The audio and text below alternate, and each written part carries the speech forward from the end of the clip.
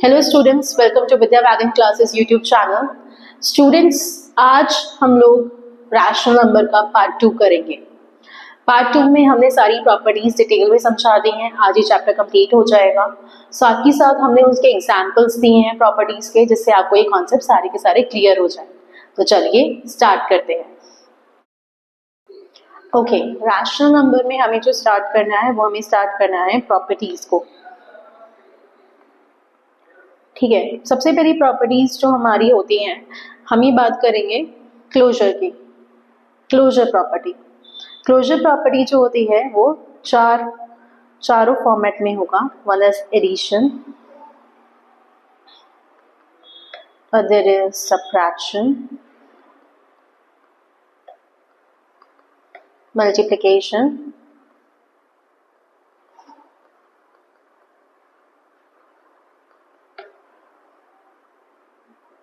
And next will be division. Okay, ये चारों part में होगा। तो सबसे पहले हम बात करते हैं एडिशन में। क्या होता है, क्या है एडिशन में? एडिशन में क्या होता है क्लोजर प्रॉपर्टी के अंदर? हम कहते हैं कि a plus B that is equals to c। That means अगर हम बात करें कि अगर मैंने a लिया है 2/3 और b लिया है 1/3, तो जो c आएगा वो भी हमारा कोई रैशनल नंबर ही आएगा। दैट मीन्स कि अगर मैं दो रैशनल नंबर को आपस में ज्वाइन करती हूँ तो उससे मेरा एक रैशनल नंबर ही आएगा। ये क्लोजर प्रॉपर्टी बताता है। तो a और b मैंने रैशनल नंबर लिया है तो इससे c भी मेरा रैशनल नंबर ही आएगा। दोनों को प्लस करते हैं। तो मैंने लिया पहले LCM 2 + 1, तो दैट इज इक्वल्स टू 3/3 और आंसर आया 1। ये 1 भी तो मेरा क्या है, रैशनल नंबर ही है। तो हाँ, एडिशन में क्लोजर प्रॉपर्टी हो सकती है। Okay, let's go with the subtraction.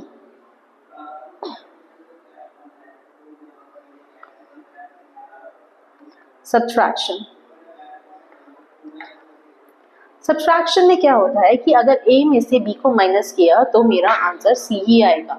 मतलब अगर मैं एडिशन में भी दो रैशनल नंबर को ऐड करती हूँ तो भी रैशनल नंबर आएगा, और अगर कोई मैंने दो रैशनल नंबर को सब्ट्रैक्ट किया तो भी मेरा एक रैशनल नंबर ही आएगा। तो a अगर मैंने लिया है, c नंबर्स ले लेते हैं 2/3, b मैंने लिया है 1/3, तो c भी एक रैशनल नंबर ही होगा। ओके, तो चलो सब्ट्रैक्ट करके देख लेते हैं। 2/3 minus 1/3 that is equals to 1/3। तो ये भी एक रैशनल नंबर ही है। समझ आया? Okay, let's go with the multiplication.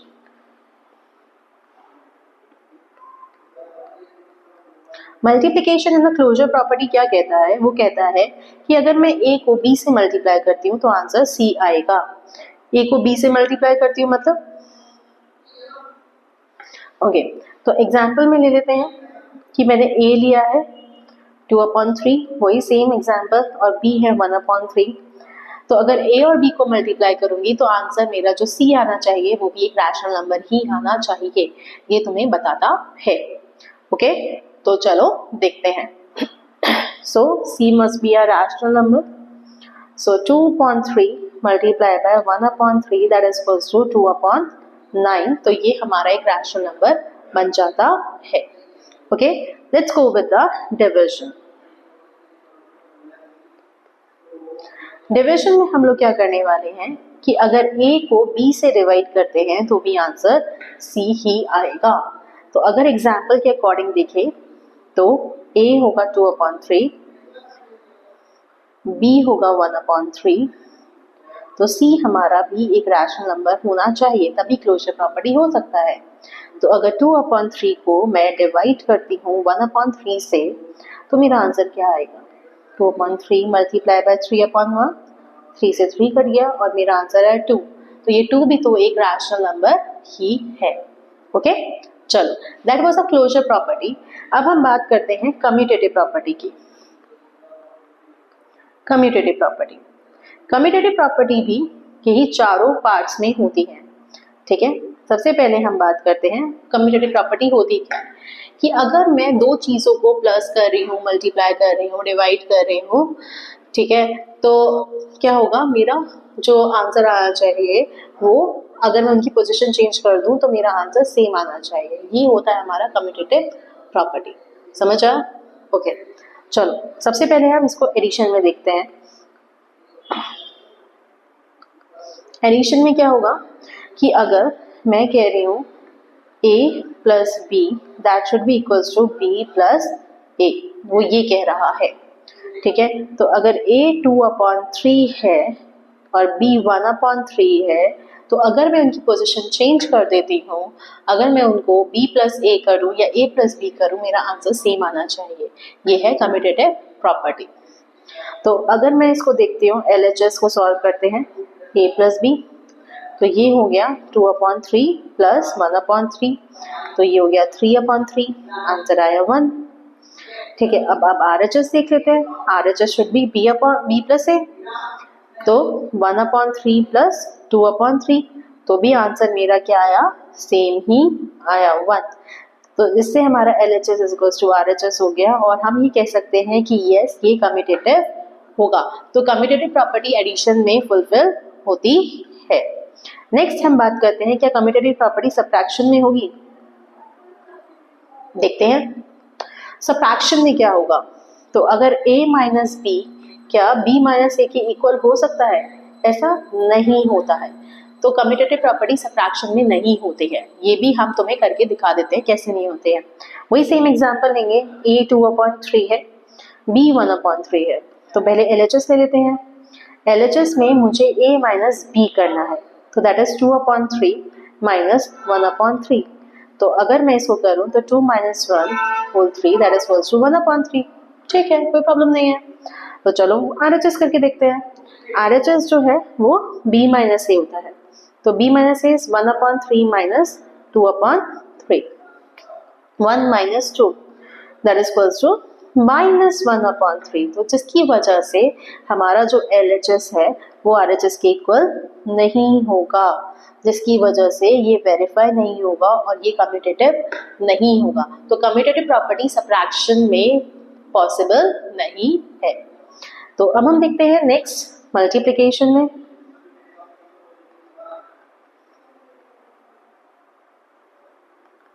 ठीक है, तो मल्टीप्लिकेशन में देखते हैं। तो a multiply by b that is equals to b multiply by a होना चाहिए।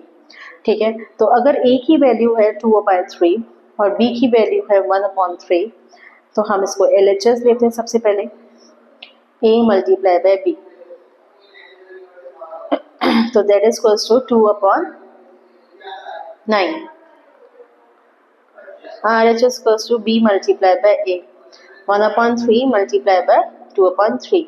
तो क्या आंसर सेम आ रहा है? हाँ, सेम आ रहा है।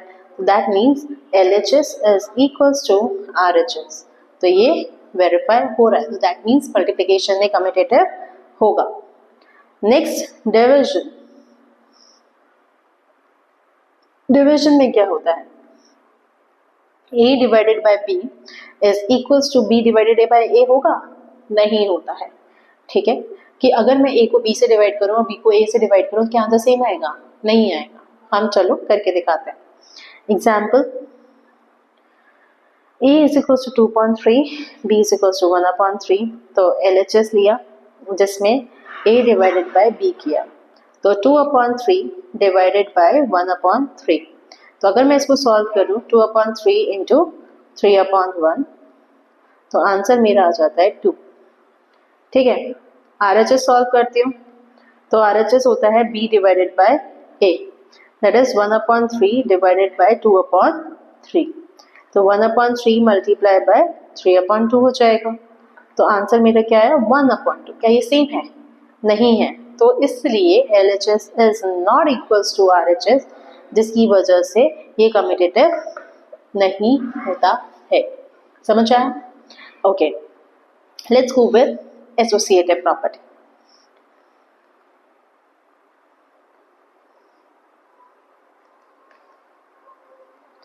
एसोसिएटिव प्रॉपर्टी क्या कहती है? ओके, सबसे पहले एसोसिएटिव प्रॉपर्टी में आता है एडिशन। ठीक है, तो ये a plus b plus c, अगर ये ऐसे करूं, या फिर a प्लस b पहले प्लस कर लूं और c एक साथ, मतलब नाउ वी हैविंग 3 टर्म्स। अब मैं 2 को एक साथ प्लस करूं या 1 को एक साथ प्लस करूं या 2 को अलग प्लस करूं या फिर एक साथ प्लस करूं, बात एक ही है। It doesn't make any differences, right. तो एक सेम ही बात कह रहा है। तो यहाँ पर मैं एक एग्जाम्पल लेके बात कर लेते हैं।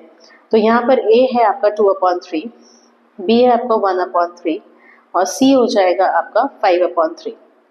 ठीक है, एग्जाम्पल ले लिया। अब इसे प्रूफ करके दिखाते हैं। LHS में क्या होगा, 2/3 प्लस 1/3 प्लस 5/3। तो 2/3 प्लस 6/3 हो गया।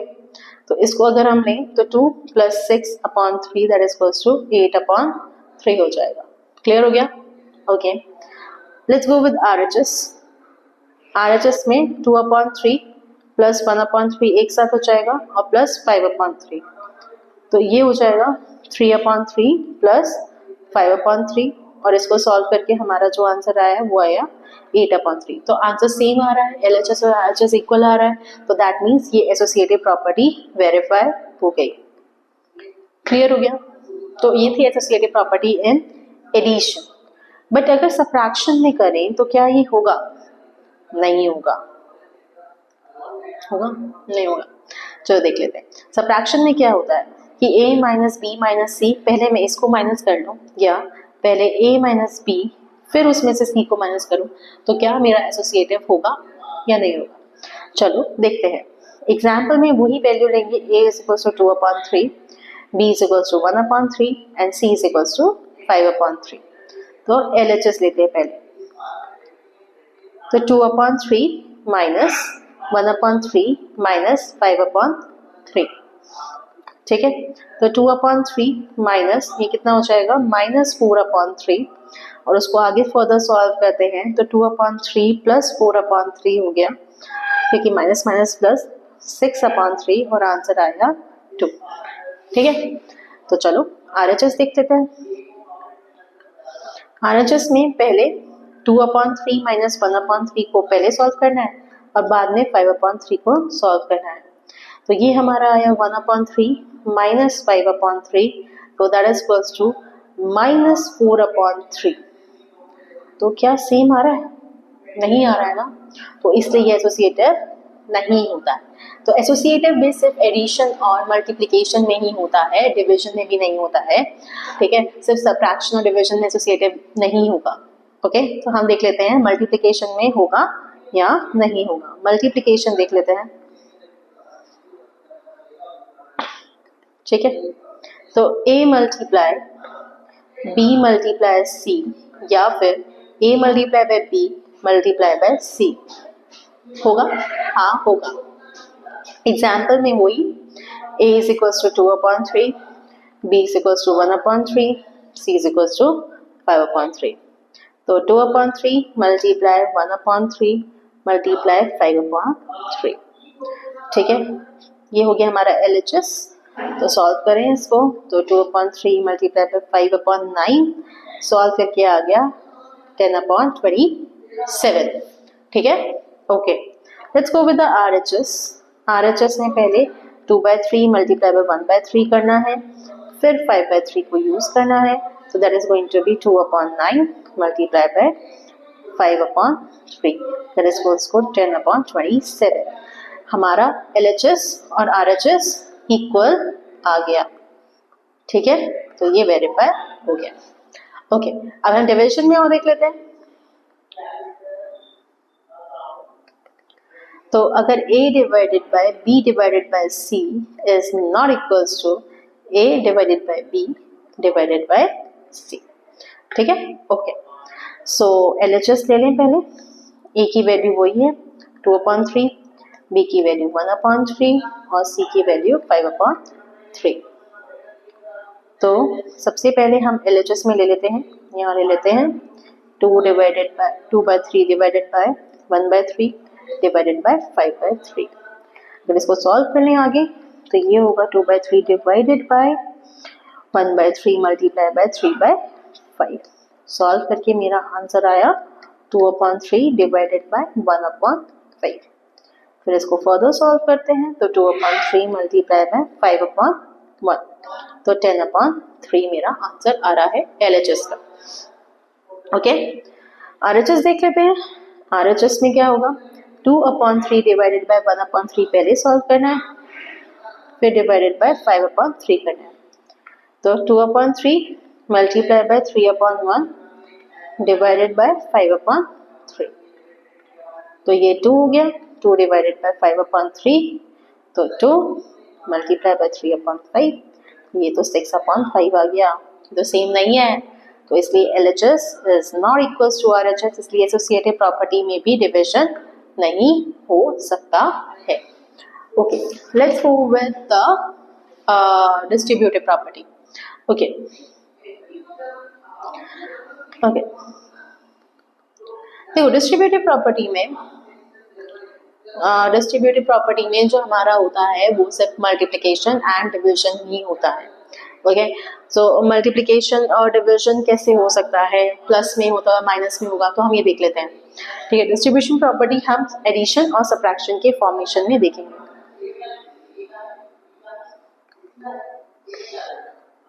A multiply B plus C है, ऐसे है, तो इसको डिस्ट्रीब्यूट करें तो AB प्लस AC हो जाएगा। इस तरीके से there is a combination of multiplication and addition, ऐसे ही मल्टीप्लिकेशन एंड सब्ट्रैक्शन का भी होता है। जैसे अगर मैं इसको बोलूं A is 2/3, B is 1/3 and C is 5/3, तो इसमें LHS और RHS हमारा इक्वल होगा। तो 2/3 मल्टीप्लाई बाय 1/3 प्लस 5/3, इसको सॉल्व कर लेते हैं।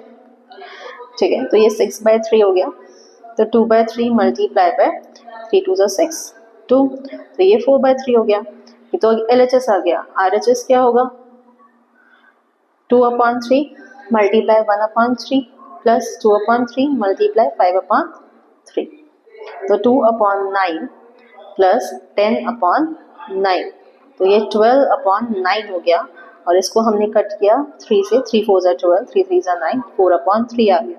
तो LHS RHS इक्वल हो गए, तो इसकी वजह से डिस्ट्रीब्यूटिव प्रॉपर्टी ये सॉल्व हो गई और वेरीफाई हो गई। सेम विद सब्ट्रैक्शन के साथ होता है। सब्ट्रैक्शन में क्या होता है, A multiply B minus C या AB माइनस AC, बात एक ही है। देख लेते हैं। ओके, देखते हैं। A है 2/3, B है 1/3, C है 5/3, तो LHS दिया 2/3 मल्टीप्लाई 1/3 माइनस 5/3, तो 2/3 मल्टीप्लाई ये हो गया -4/3, और अगर इसको सॉल्व कर ले तो -8/9 मेरा आंसर आया LHS का। RHS देख लेते हैं। ओके, RHS में मेरा 2/3 मल्टीप्लाई 1/3 माइनस 2/3 मल्टीप्लाई बाय 5/3, तो ये 2/9 माइनस 10/9 आ गया -8/9, तो इसमें LHS और RHS इक्वल हो गया। इससे हमें पता चलता है कि हाँ एसोसिएटिव प्रॉपर्टी भी फाइनल हो गई। ओके, तो हम इम्पोर्टेंट क्वेश्चंस की बात कर लेते हैं। हम इम्पोर्टेंट क्वेश्चंस ऑफ NCERT का जो एग्जाम्पल नंबर 1 और 2 है वो बहुत इंपॉर्टेंट है, साथ ही साथ जो जितनी भी प्रॉपर्टीज हैं वो ज़्यादा इंपॉर्टेंट है। इसके साथ मैं तुम्हें एक चीज़ और बता देती हूँ, एक चीज़, दो चीज़ और रह गई हैं। एक है रह गया additive identity.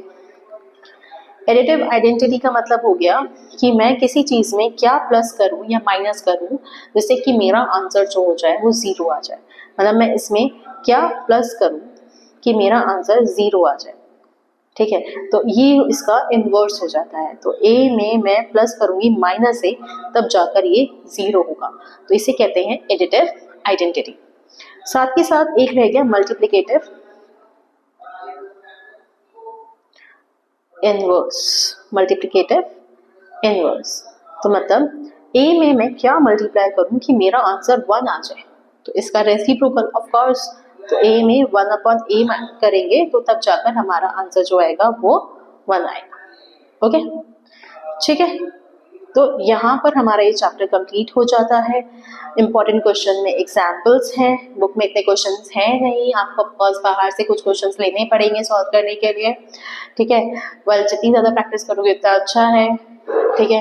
Telegram channel join कर लो, तो उसमें तुम्हें सारे के सारे इंपॉर्टेंट क्वेश्चंस मिल जाएंगे, साथ ही साथ वर्कशीट्स मिल जाएंगी। तो टेलीग्राम चैनल का जो लिंक होगा वो मैंने डेस्कटॉप पे डिस्क्रिप्शन में डाल दूँगी, ओके। थैंक यू स्टूडेंट्स, आपने ये लेक्चर लास्ट तक देखा। हमारा रैशनल नंबर चैप्टर यहाँ पे खत्म हो गया है। मैथ्स के और भी चैप्टर्स की वीडियोस आ जाएगी, तो आप उस चीज़ की टेंशन ना लीजिए। और जो भी आपको प्रॉब्लम है तो आप कमेंट बॉक्स में बोल सकते हैं मुझे, ठीक है। अगर आपको थोड़ा सा भी हेल्पफुल लगा है ये वीडियो तो please do like, share and subscribe. आप किसी को भी आगे ये भेज सकते हैं जिससे उनकी भी थोड़ी हेल्प हो जाए, ठीक है। ओके, चलिए, थैंक यू, बाय बाय।